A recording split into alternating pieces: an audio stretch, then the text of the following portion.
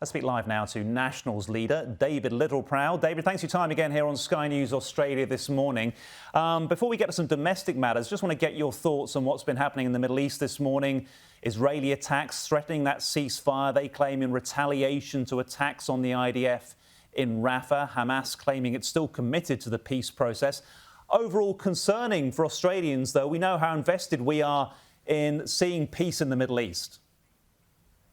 Yeah, look, it's sad that the peace hasn't been able to hold, and I hope that cool heads can prevail. The reality is you still have Hamas effectively running the streets of Gaza. So the risk of this happening was obviously potentially very high.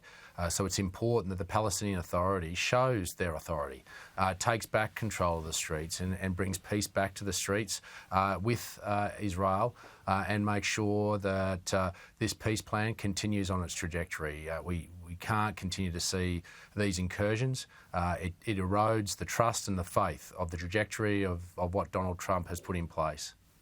David, we know how concerned you are about the housing crisis in the country. What do you make of the $10 billion Housing Future Fund that the government's put forward being audited?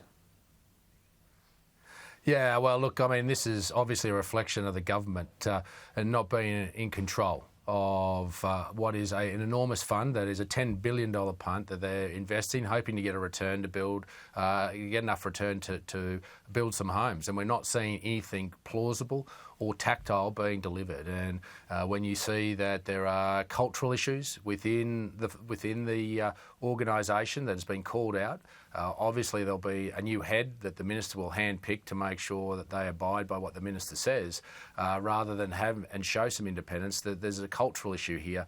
They've lost control of it, but let's just understand the big issue with this is about supply. Our housing crisis is about supply. And what we need to make sure is that any measure we put in place is about proper supply. That's about a proper migration policy with the right numbers that work for Australia with the right skills to build homes. That's about making sure that we're training our young people up in the long term to be able to take those jobs. And it's about also making sure that we get rid of this madness in the construction code that's added $60,000 to the construction of a dwelling just for some ideological madness. This government's lost control of it. They've got nothing to espouse that they've delivered, and someone needs to take control of it. Well, connected to that, we're hearing that the coalition will meet again this week to discuss its climate policy, and possibly for the last time before declaring exactly what it's going to be.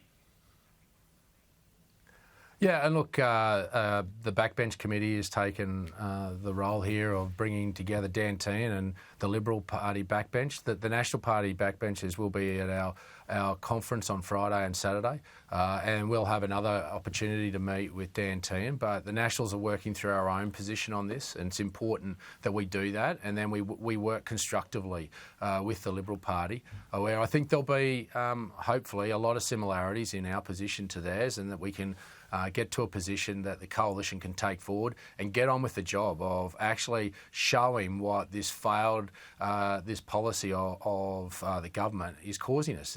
Net zero has become more about trying to achieve the impossible rather than doing something sensible. And you only have to ask the people of the Hunter Valley about that today, those thousands of people who have lost their livelihoods because we don't have a proper energy grid. There's no country of the industrial scale the size of Australia that's gone down an all-renewables approach. Portugal and Spain had a crack. They got to 77% and it fell over.